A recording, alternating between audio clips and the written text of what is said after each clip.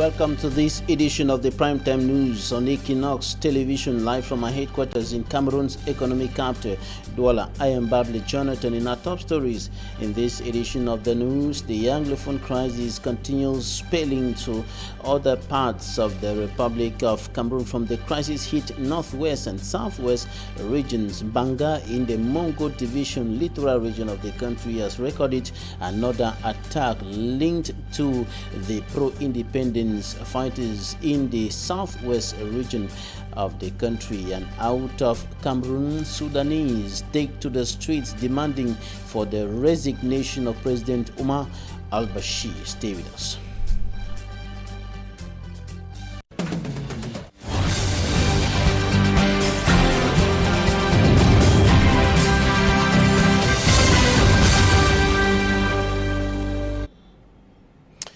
We begin these newscasts in one of the refugee camps in the Federal Republic of Nigeria, one of the camps harboring hundreds of thousands of Cameroonians who have fled violence in the crisis-hit northwest and southwest regions of the country and are seeking refuge in President Buhari's country.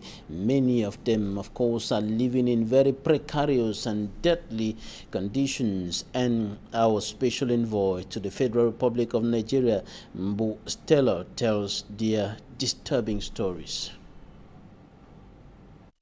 The Adagom refugee camp is situated 113 kilometers on the other side of the Cameroonian border town of EQUINOXE. Over 7,000 registered Cameroonian refugees, a majority of them women and children, live here.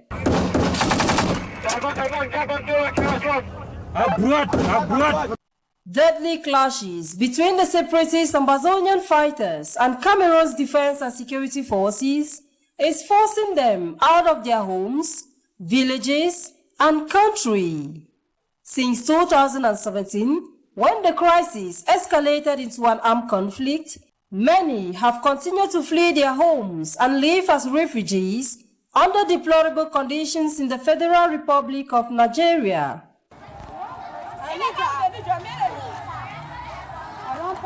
These populations live in desperately overcrowded camps, making them highly vulnerable to diseases and, for the young girls and their mothers, unwanted pregnancies.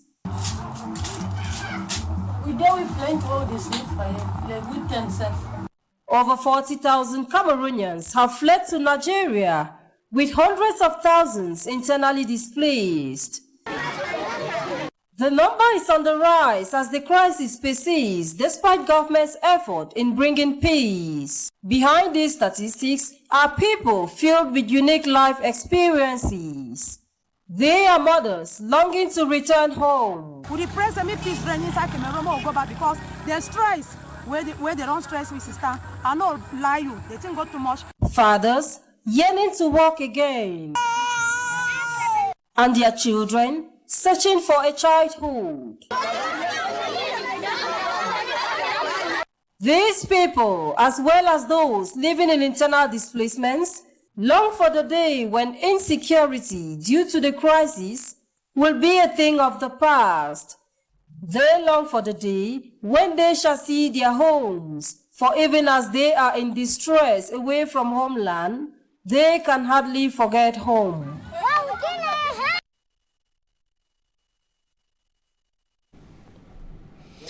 Stella Mbu reporting there. She just came back from the Federal Republic of Nigeria, and I told you in the headlines that the Anglophone crisis has continued spilling to other parts of the country and localities along the border between the crisis-hit northwest and southwest regions of the country. And of course, the littoral and parts of the west region have been recording some incidents that have been attributed to the deepening crisis in the two Anglophone regions of the country. And the last of such incidents was recorded in Banga in the Mongo Division of the littoral region of the country. EQUINOXE has the details.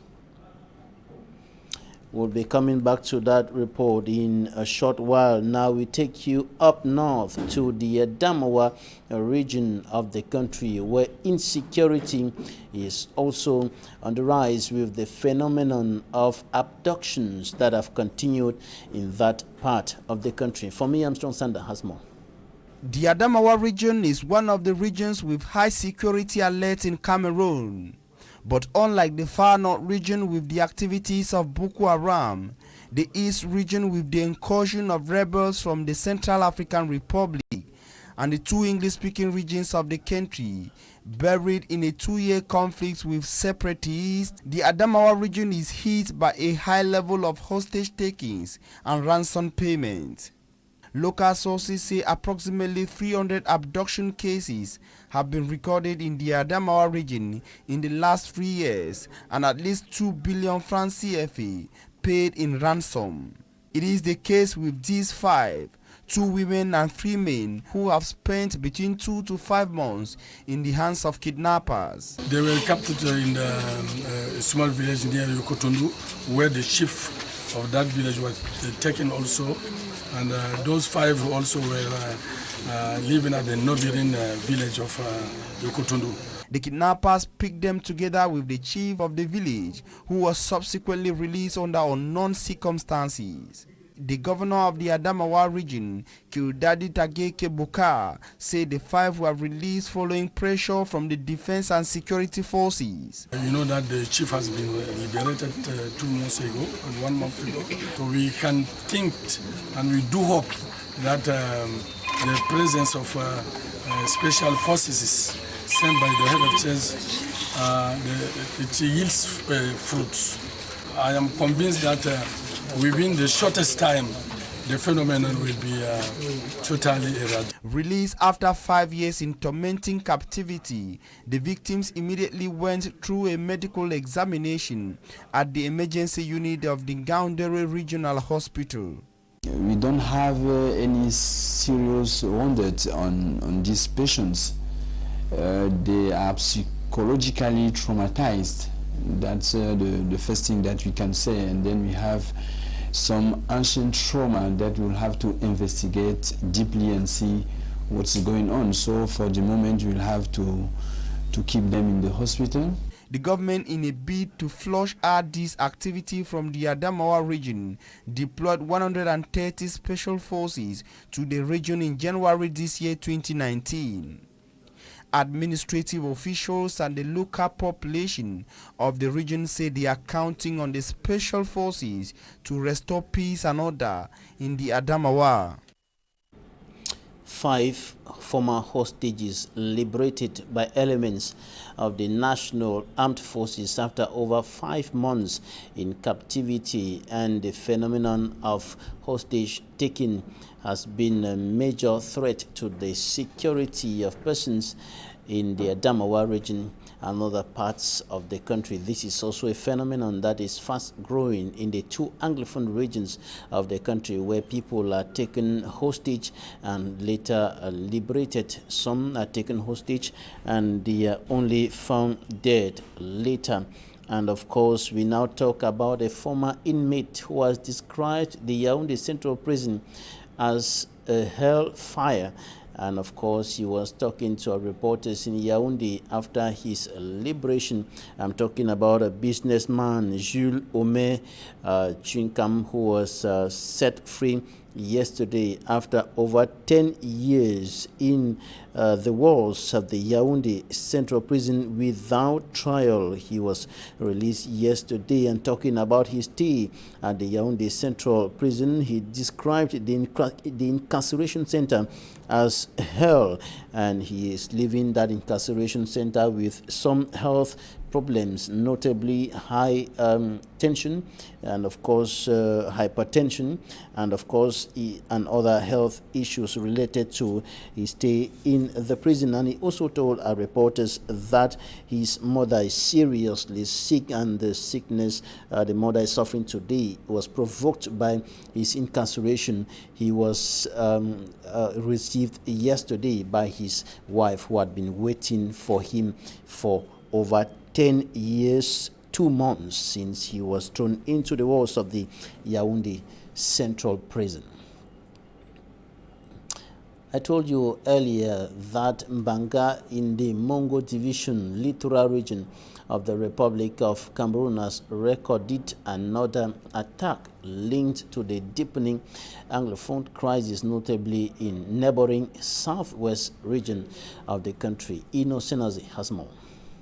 Abductions continue to gain grounds in Banga, Mongo division of the littoral region as insecurity reaches peak level. Around 6 months. The kidnapping of a man recently that came amidst gunshots claimed the life of a cultivator in his plantation around the Mongo River. Aujourd'hui, Mongo est franchement déjà miné avec tout ce qu'on vit et ce qu'on voit là. The family of the certain Jean-Pierre, abducted by presumed separatists from neighboring southwest region, is in grief. Relatives organized a funeral ceremony without his corpse. La femme du monsieur nous fait savoir que His Majesty Ngange Nicolas, quarter heads of Quartier Mbanga Balong, says the presumed abductors channeled a message. Their brother suffered injuries from gunshots and gave up the ghost, though they are still not really certain as they have not seen the victim's corpse. le corps de la victime. Out of 4 farmers abducted in their farms, 3 have had their lives saved after paying ransoms to their kidnappers. Most of the cultivators are now scared to step foot in their own plantations. Et quand nous vivons dans la peur comme ça ne va pas. Tous nos produits agricoles, cacao, tout ça, ça va pourrir au champ. Children are now compelled to starve. Et c'est le chômage et c'est la faim qui va installer à la maison puisque quand il ne va pas au champ, les enfants ne vont pas manger. All they wish for is for security to be heightened. Nous avons pris que l'autorité vraiment fait quelque chose pour nous. Since the start of the kidnappings, administrative and security officials have lost slumber as they hunt the kidnappers, who storm the locality frequently for abduction. Living in fear, the population plead on governments to reinforce security in the town. A notable kidnapped recently is still missing. Il y avait l'un de mes notables, tout comme Jean-Pierre. Jusqu'à aujourd'hui, nous n'avons pas ces nouvelles. Inhabitants say they are in commotion as the armed conflicts in the northwest and southwest regions now enters their locality. Coming up, Smart Njikan Gebre takes us through one of the secondary roads in an advanced state of dilapidation in Cameroon's economic capital, Douala. The road runs from Carrefour Ante-B to Carrefour Kombi in the Douala 3 subdivision. His report. Ante-B roundabout in the Douala 3 municipality of Cameroon's economic capital. We are at the east entrance into Douala, and users of these secondary roads have lost smiles on their faces as a result of the poor state of the roads. A short road that many thought will link to the main road that has been abandoned as some of its inhabitants have already left. We are tired. Recently they said they will arrange it, but nothing has started. The potholes filled with water makes it difficult for the inhabitants of this stretch of road to move freely. There are some days that we wake up to discover that all of us are inside water, but every day they will make promises of repairing the roads. Le délégué a dit que c'est les grands travaux, c'est ceci, rien. Elle est mauvaise, la route est mauvaise. The road is very bad. Très très mauvaise. L'accès n'est pas bien. The road that was supposed to serve from Ante-B through Kombi to Dakar is a veritable nightmare to the road users. This is a road that they said it will help relieve traffic, but unfortunately, no works yet. Recently, they started some works and they even removed the tar. The drainage system, which are not kept clean with the imminent arrival of the rains, portrays the poor work that has been done by the company in charge of these roads. The so-called rehabilitation works on this stretch of road that has been for some months now by a locally based enterprise has stopped as a result of lack of finance. Dans les papiers, nous on sait que la route est déjà faite. Nous on souffre à Bilongué depuis des années. With the stoppage of the work, it is the inhabitants of this area who are now in a little hell. The prayer of those who use this stretch of roads from Antrebil through Kombi to Dakar in Douala 3 municipality is for works to resume immediately.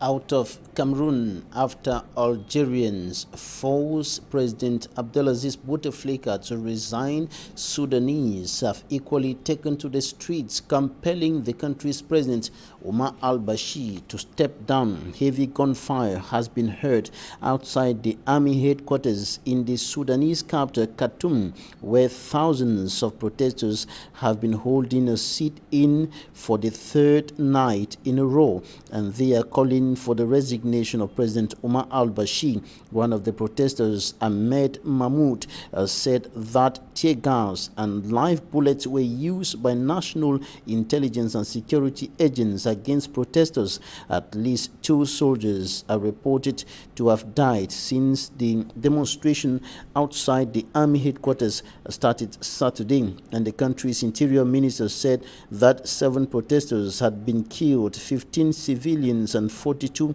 members of the security forces injured, and almost 2,500 people arrested. And there have been international calls urging the government to refrain from using force against civilians. President Bashir has called for talks to end the crisis.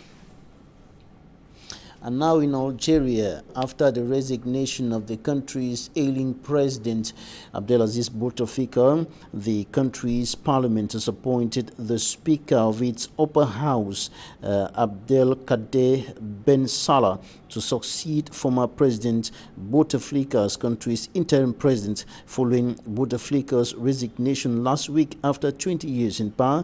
Ben Salah will head or lead the country during a transition period into or in the run-up to a presidential election. He is due to be in office for 90 days, but many protesters are seeking more radical change do not support him.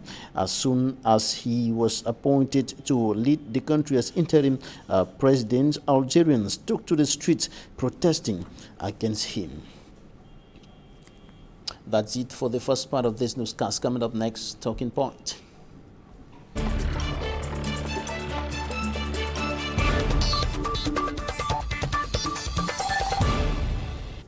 Thanks for joining us in Talking Point. You are receiving an economist, Dr. EDIMO George, and with him we're going to be talking about efforts by the Cameroon government to reduce state expenditures. Doctor, you're welcome. Thank you, thank you. Recently, the Prime Minister of the Republic of Cameroon issued a release restricting trips abroad by top state officials in an effort to reduce state expenditures. What's your analysis of this kind of measure? It's a beginning, but there are many other ways to develop in order to improve the quality of public expenditure. Is it a good beginning? It's a beginning. At this time? No, that is surely not what we are expecting in this time. Well, today we are facing with many of the problems. One of the problems is that our structural projects are not working so well as they should. Normally there are problems not only in executing, also in programming, monitoring, and follow-up of those projects. A lot of money is going just away. We know that when we compare our projects with projects done in other countries with similar characteristics, we used to underline that our own projects are 2 or 3 times more expensive the one done in other countries, and our projects are conducted most of the time 2 or 3 years longer than in other countries. So there are many other ways to reduce our expenditure. We'll be talking about that in a short while, but before that, when you look at the way the government mechanism is functioning in Cameroon, what do you think about the feasibility of such a measure? Is it feasible? Is it going to be implemented? That is the first question. Where are the controls mechanism? I'm not seeing them. I think it is a good idea, but we have to put many other points in place in order to control the whole executive, how we will execute that measure. Today we cannot say that will be easy to reduce all those expenditure. It is normal for ministers to go abroad. It's normal also for many other collaborators to follow what is going on in our own project aspect. So it is a little bit difficult. For me, it is not so necessary. We have many other important points. What are those things that should be done? For me, first of all, there are so many contracts that are just signed out of the normal canal. Those contracts are totally over-evaluated. And we, in French, we call it sous-facturation. We have a lot of sous-facturation in our way of giving contracts to people. We experienced it 4 months ago as we was facing with this Cannes 2019 problem. So we have to give the bills that the bills for inflated 800,000 for how do you call it, a car of not of cement, of sand. A truck of sand. A truck of sand. We have to spend not 80,000 as normal, but 700,000. That are the problems. That other one is for me not so important. Whether people go to seminar, it is normal to be a little bit informed on what is going in all over the place in the world. It is. There are many other aspects like petrol expenditure and car expenditure. They are changing cars every day. I mean, the living standard of our state is still very high. We have a lot of ministers. We could reduce the number of ministers. For me, there is no sin to have, for example, a ministry for decentralization and a ministry of how do you call it, of ville. The Ministry of Urban Development. They can go together, they can work together, they are facing the same challenges.